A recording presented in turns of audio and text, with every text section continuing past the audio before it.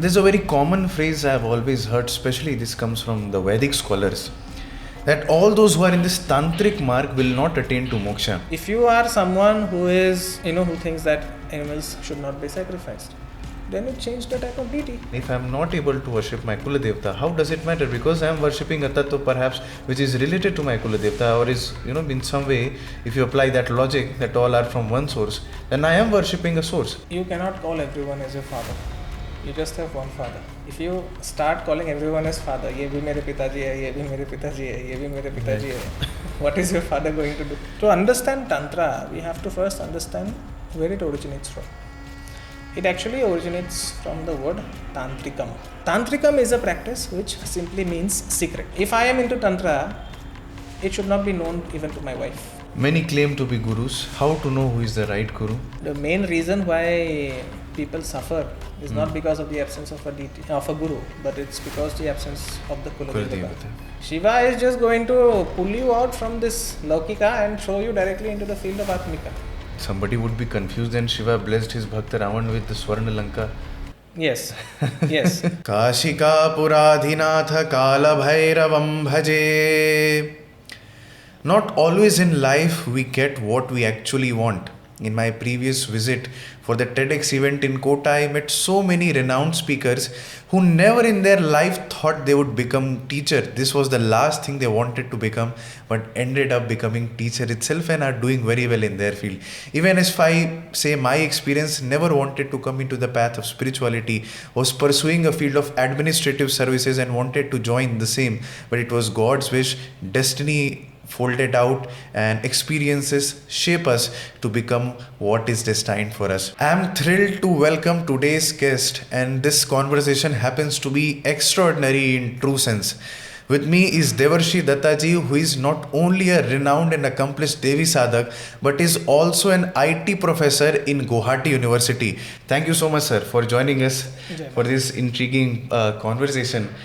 First of all, before we go ahead with the conversation, I wish to know from you, how has the city been of Varanasi? You coming from Mahadevi's place to Mahadev's place, how has the city been for you? First of all, thank you so much, Harsh, for having me here. And it gives me absolute pleasure to be speaking in front of you in Mahadev's Kashi. And of course, this has been my first visit to Kashi. And again, thanks to your organization, Kashi Archan Foundation, for doing it so very smoothly. I had a very great darshan at Kashi Vishwanath Dham, and then of Batuk Bhairavji, Kala Bhairavar. So it has been a very good experience. In fact, a very memorable experience. This is my last day on this holy land, and the energy is very, very extraordinary. People always say that Mumbai is the city that does not sleep. I've been there, but again, in this visit, I realized that even Kashi is the city that does not sleep. So true. Because the great one, Kala Bhairavar, is guarding the city as its Kotwal. So thank you so much again for having me here. Thank you, sir, for doing this conversation. It means a lot.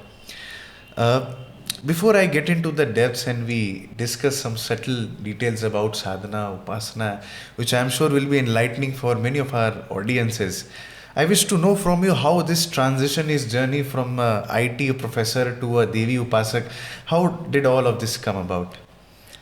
Well, my journey actually started at quite a young age. Okay, and then, as I look back now, as human beings, we have this severe inability to look into the future. We cannot look into the future, but we can connect the dots into the past regarding whatever has happened. Steve Jobs called it as connecting the dots. And as I connect the dots now, I realize that the Devi was always taking care of me. Okay, initially it was in the form of my grandmother, who infused all these stories of gods and goddesses. Right. And later on, I met quite a number of accomplished people in this field. And my first intense spiritual experience was regarding Surya Narayan himself. That made me from a atheist to a more devoted person. And then experiences kept on happening. I kept meeting people. I kept losing people as well, you know. And that has been a part of my journey. Losing people has been a very important part of my journey, you know. And then just to keep myself occupied with my first love, which is teaching. Right. Yeah, I got into this technical side because I never really wanted to have anything to do with my studies after my matriculation. Although I had gotten a very good result after my matriculation, but I did not have anything much to do with my studies. I just wanted to be in the lap of the Devi. That would be the right word. Wow. But you know, my parents said that kuch to karna padega life mein. So that led me into this field, you know, into this world of information technology. And even in the material world, I have been quite lucky to have been taught by some of the very greats in the field of mathematics and information technology, you know. So all of this has shaped my perception of life, and what I have known till now, you know, all these years, is that there is no difference between the material and the spiritual. Right. You know, Laukika and Atmika are not very different. The same amount of reverence that I showed for my college professors is the same amount of reverence that I have shown towards my gurus. It's beautiful. Yeah, the same amount of efforts that I have put in my studies for clearing my university exams is maybe less than the efforts that I have to put in terms of sadhana. Okay, so people think that the material and the spiritual are different, but in reality, you cannot separate one from the other. That leads me to another question. I am from Kashi, you're from Kamakhya. Is it easier for people who are in this spiritual heartlands to get into this path of spirituality, have the right guidance? Or you perhaps believe that destiny plays a bigger role? If it is in your destiny, somehow or the other you will fall into this place and you will get your guidance, you will get Guru, you will get your path. What do you feel, what is the role of destiny basically for somebody who is willing to come or wants to come in this path of spirituality? See, I would be very careful in using the word destiny. Because nowadays people use big words in a very casual way. You know, there is nothing called destiny or free will. If you really understand the sequence of how energy works, right, past, present and future is just stages in our mind. You know, there is no past, there is no future, there is only the present. Right now, whatever we are doing, this is the present. After some time, it's going to become the past. And whatever I'm going to say, that is the future. So after some days, it's going to become the past again. So there is nothing called destiny. But there is something called, as I said, there is something called Purushartha. And to be answering your question, does it help if you are in a spiritual kshetra? Yes, it helps to get you motivated. It helps you to get inspired that, okay, this person, you know, why are these people worshipping God? Because when you come to the Northeast, you'll realize that people are a bit easy going there. They're a bit lazy. You know, the temples open by around 8 or 9. Yeah, that I observed. But now, you know, when I'm in Kashi, I saw that people are doing their, you know, Aarti from 3 o'clock today. I went to the Kala Bhairavar Mandir. You know, the Mangala Aarti started at 2:30 in the morning. That is something unimaginable for people who come from the east or the northeast. Right. So, if you are a part of these kshetras, or maybe you travel to these kshetras, you have traveled to these kshetras for, you know, for work, for various reasons. In that case, it helps you to get inspired. But inspiration is not going to be a long-term factor. Right. You need clarity. Inspiration is just a temporary thing. Na? Right, you might feel inspired to do a certain type of work. Right. You know, you might feel motivated to do a certain type of work. But after some time, you are going to lose your inspiration and you are going to lose your motivation. So, clarity is very, very important. And when clarity comes, you know, then people have an understanding of what beholds them when they get into this path. From the Kamakhya Peeth, where you come from, it is only obvious in one way that Kamakhya and Tantra go side by side and hand by hand. And in many ways it has been considered as a Gad, as the capital of Tantra and place where it comes from. Uh, for somebody who hears this word Tantra, apart from the Panchamakar and everything, to a normal person, what Tantra is? Is Tantra sitting in Samshan? Is Tantra making different mudras? Is Tantra offering alcohol or the offerings as mentioned in the Panchamakaras? What exactly? How should a common man understand Tantra in your view? See, to understand Tantra, we have to first understand where it originates from. It actually originates from the word Tantrikam. Okay. That is the real word. Just like there is no word called maths, it's always mathematics. Right. But Indians have made it maths. So similarly, there is no word called Tantra, to be very honest. Right. The correct word is Tantrikam. Tantrik. So, Tantrikam is a practice which simply means secret. Nothing more, nothing less. It's something that you do in secret. Right. Okay, that is Tantra. Tantra is something that you do in secret. Tantra has certain components. For example, it will have mantras, it will have yantras, it will have mudras, it will have asanas. Those are parts of it. But something that can be done secretly without you knowing it, without the other person around you knowing it, that is Tantra. For example, people always speak about these yantras, Lakshmi yantra, Narasimha yantra, Shri yantra, whatever. The simplest Lakshmi yantra is this. Yes, that's the basic. The simplest Lakshmi yantra is this. Now, suppose you are someone who does not know anything about Tantra. Can I sit and do my practices like this without uttering a single mantra? I can. So, as someone who does not know it, you would not even know what I am doing. So that is Tantra. Oh, doing it secretly. Doing it secretly. That is the reason you will see a lot of practitioners who sit in the temples. They will cover their hands. They will have a big bag like thing covering their hands. Why? Because they are holding the Japa Mala. Right. Again, the Japa Mala needs to be secret. It cannot be seen by anyone. The asana needs to be secret. A lot of people, that is the reason they will wear loose dhotis, so that people cannot see the color of the asana they are using. So everything needs to be kept secretly. It's not like someone who has who has smeared his forehead with ash and then going around. That is not Tantra. Right. If I am into Tantra, it should not be known even to my wife. Right. What I am doing. It's that secret It's or that hidden. secret. The only person knowing about you should be your Guru. No one else. This is an ideal scenario, or are you feeling in today's time this is practicable also? This is practicable. Nowadays you will see a lot of people coming on podcasts wearing 10 malas, 20 malas.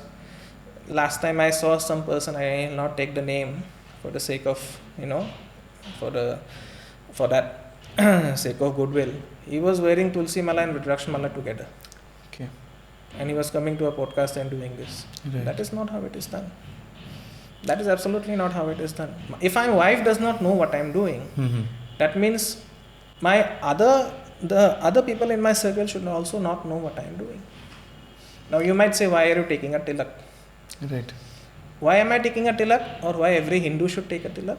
Is because we Hindus are worshippers of time. Right. And where does time act? It acts here, in this mental space. यहाँ पे time नहीं है. When you are short of time, you feel the pressure here. It's true. So this is Mahakal sitting here. So when I put the tilak here, I am doing an abhishek to Mahakal every time. Right. And nowadays we have this huge trend of saving Hinduism. Right. We have internet Hindus. Just see how many of them are applying tilak. And this would be my request actually for those who are watching it. If you consider yourself as a Hindu, or if you are serious into getting into sadhana or spirituality, at least start wearing a tilak. In earlier times in Kashi, all the great saints, practitioners, dandis, even Pandit Madan Mohan Malviya in the recent times, as we know, he was so staunch about tilak that if you would not wear a tilak, he would not consider you as a Hindu and he would not talk to you. Yeah. He was that particular about tilak. Yes. Because tilak, for someone who is into upasana, the tilak is also about carrying your japa power, the power of the japa with you. Right. You can carry the power of your mantras only by using a tilak. And even for someone who is non-initiated, you should wear a tilak, because then you are respecting time. And you see where we have gone into. We Indians are known for our impunctuality. We have a separate set of timings called Indian Standard Time, where if you call someone at 3 p.m., that person is arriving at 6 p.m. Why is this happening? Because we have lost our respect for time. And that is one of the Aacharans. Yes. That is one of the Aacharans. Before I come and discuss some of the details and aspects of practical Tantra, there's a very common phrase I've always heard, especially this comes from the Vaidik scholars, that all those who are in this Tantrik mark will not attain to Moksha. They'll get their desires, they'll get their material fulfillment, they'll get their wishes fulfilled, but they'll not attain to Moksha. Their yonis does not get Mukta. Well, what do you have to say about that? Is that true? See, to answer that question, I'll come to that question. Okay, I'll not answer it diplomatically. Right. First, you have to know something which is called Achara. Right. Achara comes from Acharan. Everything starts from Vedic Achara. Even if you are following the path of Tantra, it has to start from Vedic Achara. That means you have to get your pronunciations right. You have to know what times you have to worship Swami. Right. For common people, the ideal time to worship Swami. See, Swami has given times for everyone to worship him. Manushyas can worship him. The plants can worship him. Animals can worship him. Insects can worship him. Bhutas, Pretas, Nagas, Yakshas, Yakshinis, everyone can worship him. But Swami is very kind towards humans actually. Right. For all others, he or she has created just one time of worship. For human beings, he has created 2 times. Right. One is at Brahma Muhurat, which is that period before sunrise. And then the other is Sandhya. Right. Pradosh Kal actually. But Pradosh is not only the Trayodashi Tithi. Right. It's your Sandhya time where the sun sets. And darkness has not yet happened. The moon. For Gayatri Upasaks who do 3 Kal Sandhya, Trai Sandhya. 3 Sandhya. That's so, also relevant? Yeah. Because Sandhya Vadanam becomes very, very important. So, everything starts with Vedic Achara. Right. And just like there are promotional schemes for people in jobs, the Guru is going to promote you. And sometimes the Guru might not be familiar with other Acharas. So the Guru is going to tell you that I could teach you only till this, because this is all I know. Now you need to find someone different. So from Vedic Achara, there is Sanidha Achara. From Sanidha Achara, there is Vama Achara. Right. From Vama Achara, there is Tantra Achara. Which Achara is good? All are good. Because if you go from 1 to 100, just because I have reached 100, I will not say that my 1 was insignificant. Right. For somebody who is doing his practice, his sadhana, be it from Tantra Marg, through Vaidik Marg, or any other Marg if they're in our Dharma, deity remains the same. What is changing? Is the mantra changing? Is the yantra changing? Is the niyam changing? The practices are changing. Yamas and niyamas will remain the same. Right. Yamas and niyamas will remain the same. The 10 codes of conduct, and the 10 rules of getting into the path of spirituality, they will remain the same. But practices will change. For example, if you are in Vedic Achara, you will use only the Veda mantras. You will use only the Veda mantras. Right. But if you go towards the Tantra Achara, this is just an example. I am not saying that this is only the thing that is going to happen. Vedic Acharas will not have any yantras. Tantra Acharas will have yantras. Okay. So say, in Vedic Achara, let's say you were saying the Mahamrityunjaya mantra. Trayambakam yajamahe sugandhim pushtivardhanam urvarukam iva bandhanam mrityur mokshaya mamritat. You are saying that. In Tantra Achara, it becomes Om Hom Jum Saha Saha Jum Hom Om. It's the same thing. But what is happening is now you are getting introduced to Bija Mantras. And Bija Mantras, they are like codes to connect to the deities in a quicker way. Right. Tantra Achara is always going to give you results in a quicker way. Yeah. It's like, say, when you, even the Pranava changes. For Vedic Achara, the Pranava is Om. Right. For Tantra Achara, the Pranava becomes Hrim. Right. So these Bija Mantras, first of all, they don't have any meanings of their own. Just like numbers, they don't have any meanings. Yeah. But numbers, they help you to connect. If I dial your number, say your last two digits of your number is say 17. If I dial 16, I'm not going to connect to Harsh Pandey. Right. I'll connect to someone else. So if I say Om, Hrim, Shrim, I'm connecting to that aspect of consciousness, which is Lakshmi. If I say Om Klim, I'm connecting to Kali. If I say Om Jum or Om Hom, I'm connecting to Shiva. So these are codes which are helping you to connect to different aspects of divine consciousness. It's beautifully explained. One thing that has, I would say, has been grossly misunderstood, especially you come from Kamakhya, where Bali practice is much prevalent. In fact, I think in the entire northeastern area of our country, Bali practice is very prevalent. Almost every temple will have a Bali Ghar. How can we equate Tantra with Bali? Is Bali sine qua non or non-replaceable, or is a very core part of what Tantra stands for?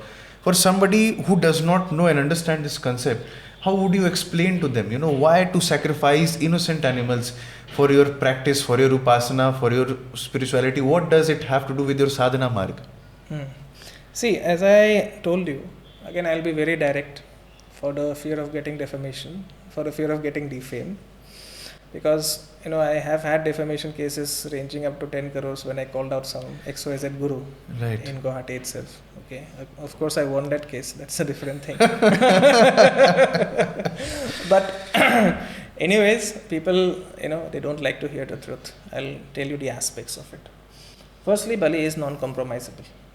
There are certain deities who require Bali. Vishnu does not require Bali. So, if you are someone who is, who thinks that animals should not be sacrificed, then you change the type of deity. What is the problem? No, I'm trying to understand and explain even a basic concept. For somebody who wants to know why would a deity want a Bali, how would you explain to them? Bali means sacrifice, right? And if you look at the nature of life, this nature of life itself is sacrifice. Each one of us, whether we like it or not, we are just sacrificing things. For example, right now I am speaking on this podcast. You are hosting this podcast. You are sacrificing your time and energy. Someone who goes to a job and doing Excel sheets all day long, that person is sacrificing his time to get salary. You get paid. They don't use the word salary, na? Right. They use the word compensation. Yes. What are they compensating you? They are compensating you for sacrificing your time. Isn't it? Everyone who is working, who has to earn a living, is sacrificing something. When even in the process of birth, before the process of birth, when the man puts his seed into the female, he is sacrificing his seed, isn't it, into the female. And just before the birth is happening, the female undergoes immense trauma. It's the biggest trauma that the female is going to undergo when the child is getting born. Right. So she is sacrificing her energy. So sacrifice is the nature of life. So Bali means sacrifice. But what you are sacrificing? You are sacrificing your ego. But things have a meaning on the gross level as well as at the subtle level. And I have told you that Laukika, the material aspect of things, is no different from Atmika. Yes. So till you have not reached that stage of Atmika, where you don't see anything as separate from you, Bali becomes essential. One of the most common references during the course of this conversation was the mention of Guru from the very start. How important is Guru in this Tantra marg as we speak? And who can we call as Guru? Somebody who is guiding you, can he be termed as Guru? Somebody who is initiating you, is he your Guru? Who is your actual Guru as per Tantra marg? Or you can consider all of them as Guru? Guru is the most important component of your spiritual journey. Right. Without the Guru, your spiritual journey it cannot be called as a spiritual journey. Right. Okay. As I said in the beginning of the conversation, Guru is like father. as a father, you would never abandon your children. Hmm. So similarly, when someone takes you as your Shishya, you become that person's Manasputra or Manasputri. Right. Okay. And your rational mind will have to stop working from the point you have accepted someone as your guru. Right. Okay. So I spoke about that term called Yathokta Karine. That means implicit obedience to the guru. Okay. And if you ask me who is a guru, anyone who initiates you on the spiritual path becomes your guru. But more importantly, anyone who takes entire responsibility of you as well as your family becomes your guru. Right. For example, your relationship with the guru not only includes you, it also includes your parents. That means, say you are initiated into something by your guru and your parents are also facing some worldly problems, then the guru has to respond without saying no. Right. Say you are facing problems in your marital life, you go and tell your guru that I am facing this problem in my marital life. Hmm. The guru has to respond and also correct it. So you mean to indicate that the responsibility of guru is not just limited to initiating you, telling about the practices and mantra, but more so to do with your fundamental aspect Yes, of yes, day-to-day your life? entire material world has to be overseen Right. by your guru. Okay. Often, in terms of this path of guru, I've often heard that the shishya can only be as great as his guru. And just to give a common example, suppose I am a product of IIT Bombay or I am a product of Banaras Hindu University, a certain connotation will come in people's mind that perhaps he was a good student, that is why he ended up in this or landed up in this college. Can we qualify the same example or notion when we say for our guru that the abha of our guru is we are also most likely to go in the righteous or a more even in terms of our spiritual journey, the chances of us excelling into the higher realms is much more higher. But if it is true, then in that case, how do we define whose abha is higher and lower? Because this is something very notional term. How can we say that a guru is, this guru is great or this guru is not great or is less great in terms of the number of shishas having, or what are the criteria that define it? See, a real guru is never going to be after students. He or she is never going to tell that you come and become my shishya. Right. He or she is never going to advertise that, I know this much of things. Now Right. you come and learn from me. You'll actually need very specialized, or let's say you have to be very, very lucky to be under a guru, under a learned guru. Okay. And to answer your question very specifically, nothing is going to give more happiness to the guru than to see the student going ahead of him. Wow. In terms of Vidya. Beautiful. Okay. So guru is not the limit. Guru is not the limit. Guru is not the limit. As I said, you have to start from Vedika Achara. Yeah. So suppose your guru is not familiar with Tantrika Achara. Right. You have learned everything from Vedika Achara. The guru is going to tell you that now you have to find someone who is going to guide you towards Tantra Achara, who is going to promote you. I cannot promote you. Right. So that amount of honesty the guru also will have. Okay. And as I said, there is these terms called greater or less than. These are all human constructs. Right. A person having a guru having just one student could be as greater as a guru having millions of students. Right. And if you look at all the great characters, you see Hinduism has always worshipped characters. They have not worshipped people. Yeah. We worship Ram because he was Maryada Purushottam. We worship Krishna because he was regarded as the complete incarnation who taught Dharma. So, if you look at all these characters, one common theme is their guru. Ram's guru was the great Vasishtha Muni. Yeah. Krishna also went to a Gurukul. Of course, Yes. he could have said that, oh my God, I am an avatar, I don't need a guru. And he did not need a guru, but he still went and he had tutelage under Sandapani. And even if you look at the Abrahamic religions, Jesus had a guru, his name was John the Baptist. Okay. So, this guru is the central theme of your spiritual journey. So is it given that somebody, if he's not able to find a guru in his marg of sadhana, he's not going to excel beyond a certain point? Can we say this for granted? No, he is not going to reach anywhere in that case. Oh, okay. He is not going to reach anywhere. Right. And if you say, is it possible for everyone to find the Guru? Right. Yes, it is. But you have to be ready for it. And by being ready, I don't mean, okay, I am ready, I need a Guru. Right. That is not going to happen. You need to drop everything that you know. Right. Okay. You need to drop everything that you know. You know, you cannot go to a Guru and say, मैंने तो ऐसा सुना है कृष्ण के बारे में. I have heard this about Shiva. The Guru is not even going to open his or her mouth. Right. And one of the most dangerous things that people do to lose a Guru is that they will argue with the teacher, which is absolutely wrong. As I said, Foolish yathokta karne, implicit obedience to the Guru. You may have learned that Shiva looks in a certain way till this point. But now if the Guru says that no, Shiva looks like an old man with beard, you have to accept that view, despite your opposition from the rational mind. If you start arguing with your teacher, the Guru is going to stop teaching. As simple as that. Right. It happens in my class also. When I start teaching students, the only one requirement that I tell my students is that don't break my flow. If you break my flow by talking or by fidgeting or by laughing or by giggling, I will not be able to teach you because the flow cannot come. So if you start arguing with the Guru, then game over. Yeah. The Guru is going to stop teaching. Or he'll not be able to give his best in that sense. The Guru Tattva is going to die. Right. The Guru Tattva is going to die.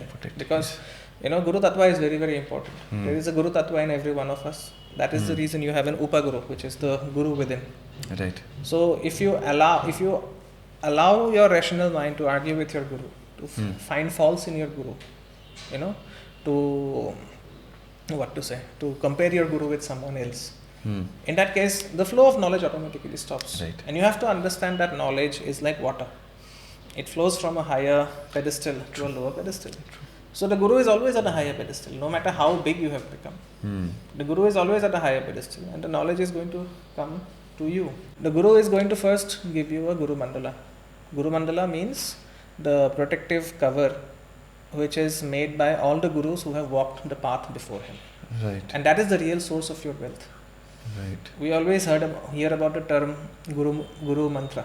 Right. Guru Mantra is not the mantra that your Guru gives you as Upadesha or as Diksha. Right. Guru Mantra is the mantra of the Guru Mandala. Okay. It has to be the mantra of the Guru Mandala. And once you are put into a Guru Mandala, you will be absolutely safe regarding whatever practice you do, because then the Mandala is going to protect you. Right. It's like a circle of your own protection. So a lot of people who reach out in their journey of spirituality, and many of them who are even facing obstacles, be it in front of their spirituality, material life, spiritual life, one very common element I see in them is that they are not aware of their Kula Devata. Gram Devta, leave apart, that's an even more so notional concept for them. If they don't know their Kula Devata, there's no chance they would be knowing their Grama Devta, etc. So how important role does something like a Kula Devata plays in your own identity and also in your journey of sadhana, upasana, and perhaps your even material world and identity? Very much. Very much. Because once you get accepted by a Guru, the Guru is first going to ask you your Kula Devata. Right. Because without knowing the Kula Devata, right, the Guru is not going to give you Upadesha. Right. Okay, this is not a hit and miss thing. You have to know who your Kula Devata is. Kula means lineage, right, your lineage. And Devata means the deity who is taking care of you. So, without knowing the Kula Devata, all the material aspects of your life is just going to go bonkers. It's just going to go upside down. That the main reason why people suffer is not because of the absence of a deity, of a Guru, but it's because the absence of the Kula Devata. Okay, the Kula Devata is the only form of divinity that is obligated to protect you. No other form of divinity is going to protect you. No matter how much sadhana you do of Ram, no matter how much sadhana you do of Hanuman, right, no matter how much sadhana you do of Devi, if the Kula Devata is not getting worshipped, your spiritual development as well as your material development is not going to happen. Because as I said, the Kula Devata is the only one who is obligated to help you. So once you start calling out the Kula Devata, right, your life is going to change. and it's going to change in ways that you cannot imagine. Similarly, say your Kula Devata is a form of Devi, and I give you a Diksha of Rama. Right. Your spiritual progress is not going to lead you anywhere. It's like, having a father, being a father to a child, Right. and the child is calling out to someone else. Right. The child is calling out to someone else, and you'd be very angry if that happens, isn't it? Say you have a child, you have been protecting this lineage, you've been protecting this family for a long time, and now the child is going and calling someone else as the father. What kind of troubles or obstacles a person is, bound to get into his life? Suppose he is not aware of his Kula Devata, or is aware of his Kula Devata, is not worshipping them. If you can tell us about that. See, if you are aware of your Kula Devata, you would be 100% worshipping them, because you can be aware only from your elders. But the times are changing. Even if you are aware, you don't unfortunately, have the time. Unfortunately, yes. These are the curses of the Rahuvian age that we are living in. So, the first thing, as I said, is about worshipping the Kula Devata. And if you know your Kula Devata, that means the Kula Devata is being worshipped from a lot of time, from a lot of generations, previous generations. The one thing that Kula Devata brings to the table is your financial abundance. Right. Because your mula is money. We always speak about Muladhara Chakra. So that is your financial abundance. Right. If you have financial abundance, 90% of your problems are going to be solved. Okay. So what does the Kula Devata does is that it corrects your relationship with money. You stop looking at people having more money than yourself as evil. You stop hating rich people. You start realizing that money is a fundamental part of existence. Because we are also in the times where poverty is spiritualized, where poverty is glorified, which is absolutely wrong. You cannot and you should not glorify poverty, because if you have money, you can not only help yourself, you can help a lot of other people as well. Right. You can make changes into this world for the better only if you have money. Kula Devata is also responsible for the carry on of the lineage or generation. Yes. Because a lot of people I see, they face obstacles in Santan Prapti if they are not aware of their Kula Devata. Yes, but more importantly, they will also be facing health problems. Right. They will be facing health problems because nowadays you see a lot of people, young people in their 20s having diabetes. Right. A lot of people in their 30s getting heart attacks. A lot of people, they have a host of other problems. Right. They are surviving on just medicines. Instead of food, they are having medicines. Right. The Kula Devata also has an important say in your health.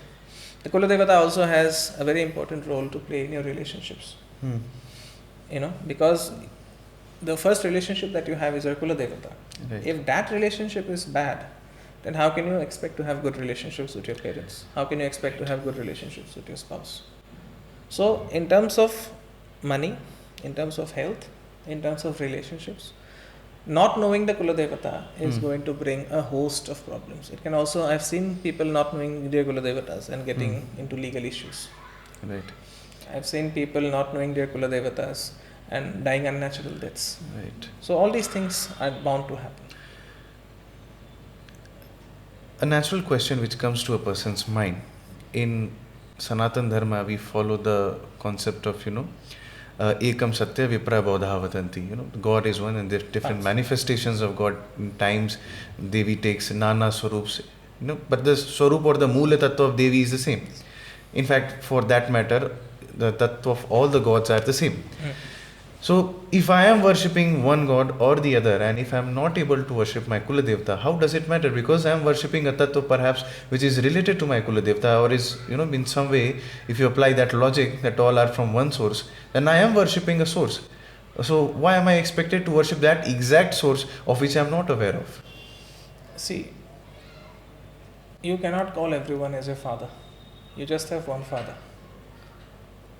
If you start calling everyone as father, ye bhi mere pitaji hai, ye bhi mere pitaji hai, ye bhi mere pitaji hai, what is your father going to do?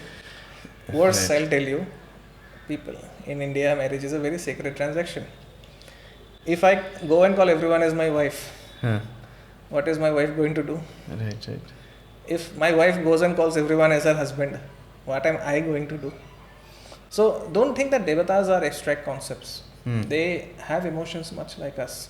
Right. They are as bound to the lineage as we are bound to our families. So say you don't know your Kula Devata but you are worshipping others, then the deity is going to have a very bad impression on you. Won't you have the bad impression if your child goes and says, ये भी मेरे पिताजी है, ये भी मेरे पिताजी है, ये भी मेरे पिताजी है, सब मेरे पिताजी है. Manifestations, of course, the one source is the same. Yes. But the manifestation is different. Here we are speaking about the manifestation level, not the source level. Right. What is the fault of a person whose parents have not told them about their Kula Devta, or perhaps even the parents are not aware of their Kula Devta?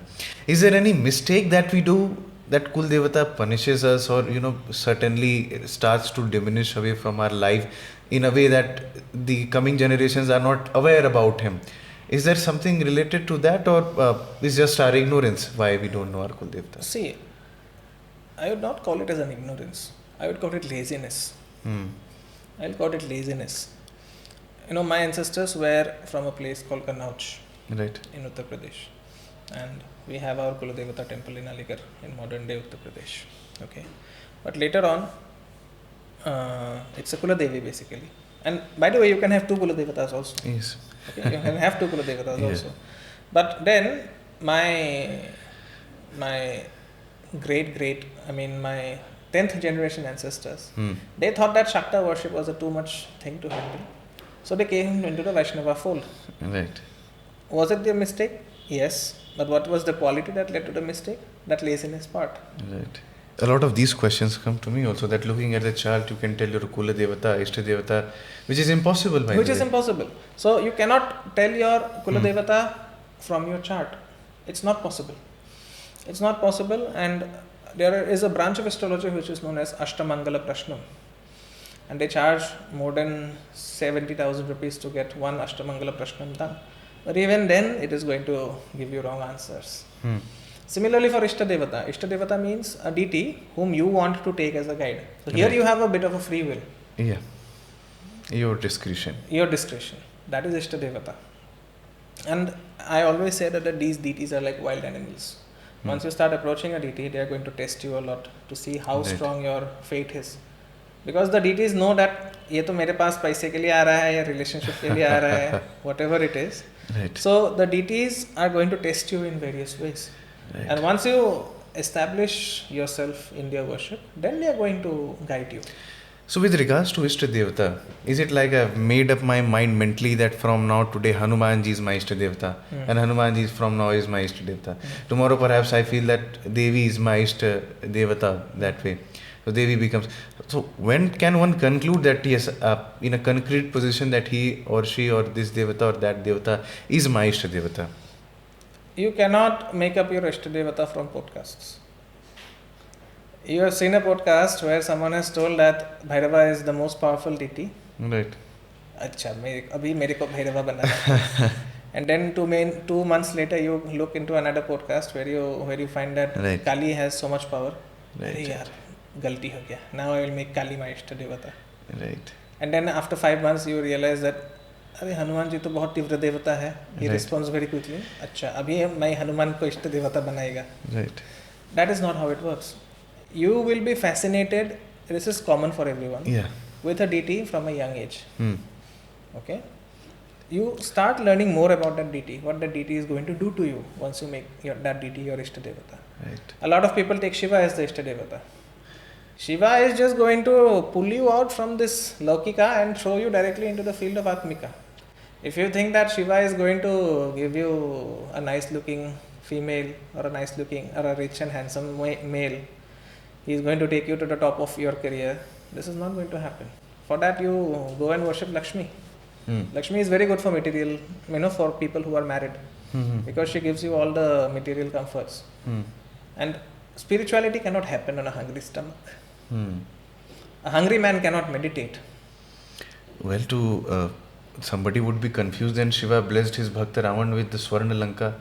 Yes. But that is more about Ravana's Purushartha. Right.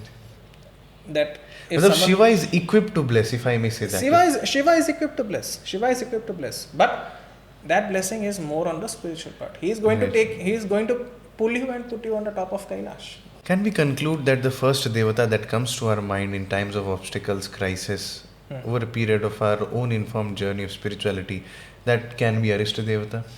It can.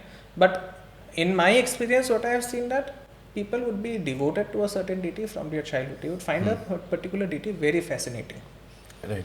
For example, my Ishta Devata is Shiva. And I have always found Shiva very, very fascinating. Right from a young age, I found Shiva very, very fascinating. At that time, I did not even know who my Kula Devata is. Right. But again, as I said, there are various forms of Shiva. Yes. Now coming to the question of the century. If your parents haven't told you, if your relatives haven't told you, somebody from your lineage has not informed you, how on earth are you going to know about your Kula Devata? There are practices of Chamunda Devi that can help you do that. Right. Okay. So, there are practices of Sharda Devi who can help you to find that. So, if you know someone who can get it done for you, right, then it becomes easy. But again, those practices are going to cost a lot of money. Right. For those people who are in a lot of problem but they want to know the Kula Devata. Right. For those people, what the simple advice would be, take a ghee diya, right, light the lamp and worship the fire as your Kula Devata. Wow. Because the Kula Devata is the deity that sits on every lamp that you light. Say three of us are going to the temple and three of us are lighting a diya. Your Kula Devata is going to sit on your diya, my Kula Devata is going to sit on my diya, Mr. Excess Kula Devata is going to sit on his diya. So the deity that sits on the flame of every diya is your Kula Devata.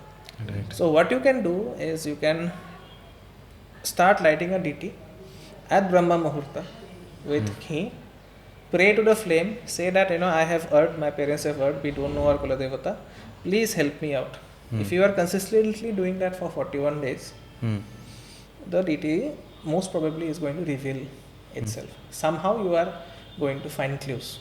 Right. So it has to be the will of the deity if she or he does. It has to be the will of the deity, but more importantly, it also has to be your will. Are you ready to wake up at Brahma Muhurta every day, take a bath, head bath, and light a deity and light a diya for 41 continuous days? If yes, then the deity is going to respond. But logo ko kya hai? They need shortcuts. In terms of the path of sadhana, coming back to it, there are a couple of terms like sadhana, upasana, yam, niyam, pranayam, and many part of the process like nyas, dhyan, namaskar, viniyog, are all of the same, especially going back to the point of sadhana and upasana. What is the difference between them? See, before understanding the difference between sadhana and upasana, we have to understand what japa is. As I said, all these parts, they proceed in krama. Right. Krama means stages. So first, once you are given the mantra of if you are given the upadesha of a mantra, right, you have to do the japa of that mantra. And as I said, minimum the guru is going to expect you to do 10 malas. right, So for japa, you need a Japa Mala. right, The quality of beads does not matter. right. The size of beads does not matter. Finally I'm saying that. Okay? The price of the Japa Mala does not matter. Right. Nothing matters. What matters is your devotion. You have to get an asana for yourself. That asana must be made of wool and it has to be red in color. Why red? Because red is the representation of Shakti. Right. Japa is always Shakti. Japa is never Shiva. Japa is Shakti Swarupa. Right. So you need that asana. Okay. If you cannot sit on an asana, you sit on the chair, put the asana under your feet. Because if you put your feet on the ground, you are going to lose energy to Mother Earth. We have all heard about that term that the earth is the great, it has a positive energy. So your body's negative energy is going to flow there. Right. The earth is going to, it's going to pull it. The Guru is going to teach you how to hold the Japa Mala. Okay. The Japa Mala cannot be held here. Right. It cannot be held here. It has to be held here. Okay. This finger is going to point towards the deity. And you are going to point, the beads towards yourself. Hmm. Once you have reached the Meru, you are again going to point the beads towards the deity. Hmm. And then you are doing the japa. Right. Japa, as I said, is the first step, and the meaning of japa is repetition, nothing else. Wow. Repetition. Okay, just repetition. So this repetition is going to ensure that you are consistently building a relationship with the deity. Hmm. Again, there are various methods of japa. There is the Vaikhari method, where you are doing the japa loudly. Hmm. Then there is the Upanksu method, where your lips and your tongue is moving, but you are not hearing it. And then there is the Manasik japa, where you are doing it on your mind. Okay, nothing is moving, just your mind is moving. Vaikhari is considered to be the lowest form of doing japa. Manasik is considered to be the highest form. But you cannot go to Manasik initially. You have to start from Vaikhari. Right. So that means you cannot say that Vaikhari is bad, Manasika is good. Right. Everything is essential as long as it takes you towards the higher aspects Krama of spirituality. tejas. Yeah. So Vaikhari, best part of Vaikhari is it helps you to focus. Right. And how to focus? You have to do a practice of pranayama. What does pranayama do? It fills you with prana to kill your thoughts. Without pranayama, you will never be able to sit straight. So once the deity has taken a form, you have given the deity a place to occupy in your mental space. That is upasana. Right. That is upasana. Right. Upasana. You are asking someone to sit near you. Upasana. So where the deity is sitting, it is sitting on your head, on your mental space. Right. Now you are doing the upasana, then you will do the nitya pujas and everything. And finally you have established a relationship with the deity. Now say you want to achieve something impossible. Then you are doing sadhana. Right. Then you are doing sadhana. If you are doing a puja, japa, upasana for marrying the neighbor's girl that you like, that is not sadhana. You can go and marry. Right. Okay? But say Ravan did sadhana to move Kailash. Okay. Your sadhana has to be like that. It has to disturb Shiva's peace. Since Guru has been such a fundamental aspect of our discussion and conversation tomorrow, it's only just for our viewers that we give them some suggestion or advice. If somebody is not having a Guru and wants the darshan of Guru to walk into their life, what they should do? Is there any remedy, any practice, any yat, any niyam which they can follow in their day-to-day life to get the darshans of their Guru? See, it's not easy. As I said, you have to drop your load that you are carrying. Right. And that is the load of knowledge. Yeah. Digital knowledge especially.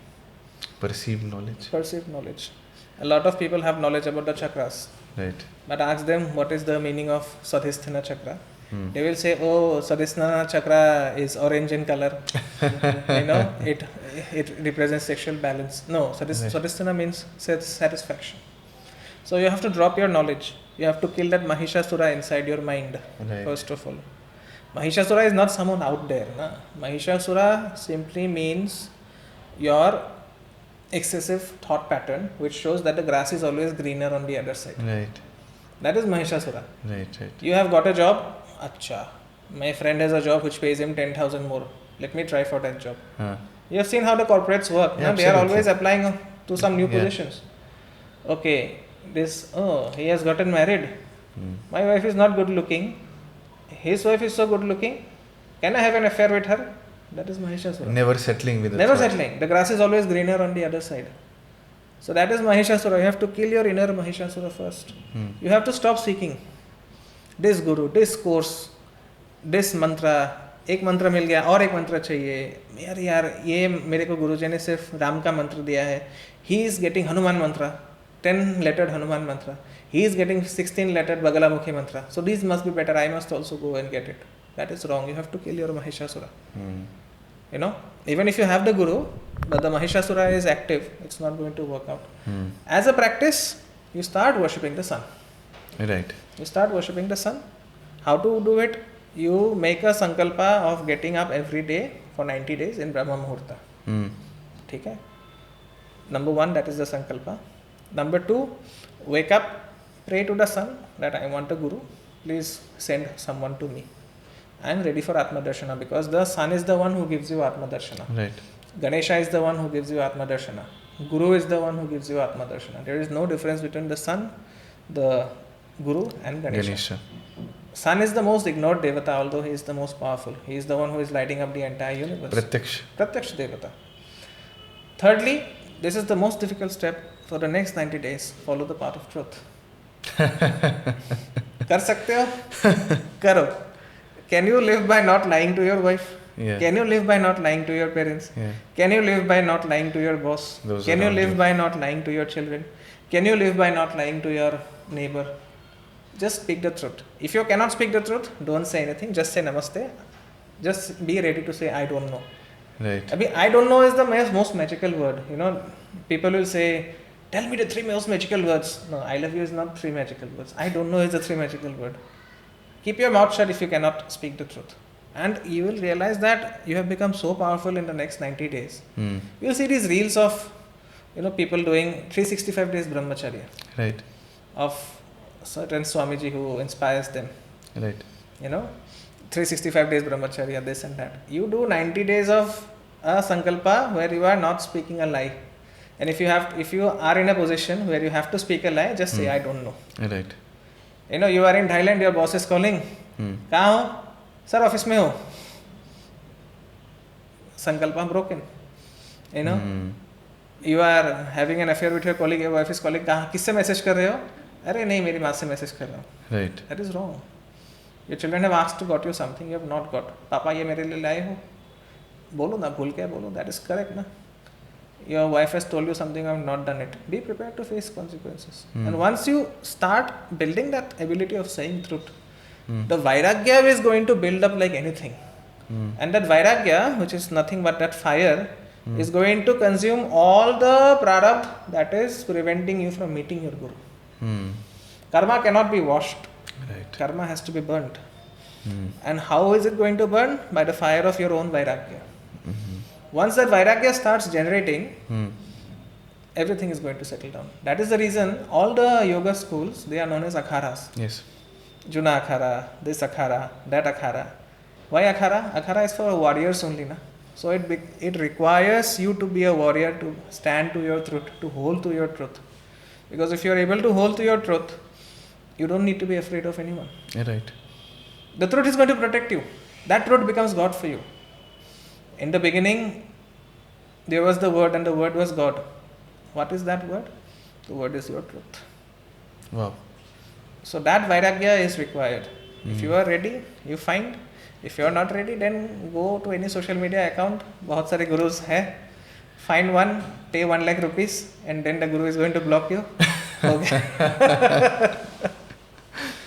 Beautiful, sir. Beautiful. I'm sure this is going to be an enlightening conversation for many of devotees, not just in India, but sitting anywhere in the corner of the world, having one common thought and query to quench their thirst of knowledge of Sanatan Dharma and this path of spirituality, Tantra. This has been a very comprehensive discussion. Thank you so much for joining us and for agreeing to do this. Thank you so much. Thank you for inviting me, Hashi. Jai Ma Kamakhya. Jai Ma. Har Har Mahadev. Thank you so much for joining us in this another episode of Sanatan Samvad, where we try to bring out the subtle aspects of sadhana, spirituality, dharma, japa, nyas, and some day-to-day questions and common frequently asked doubts which we often get from our devotees. Again, I extend my gratitude on behalf of all our Kashi Archan team family to Devarshi ji for agreeing to do this conversation coming all the way from Kamakhya. Stay tuned to Kashi Archan for more of such relevant and insightful conversation on this episode of Sanatan Samvad. Har Har Mahadev.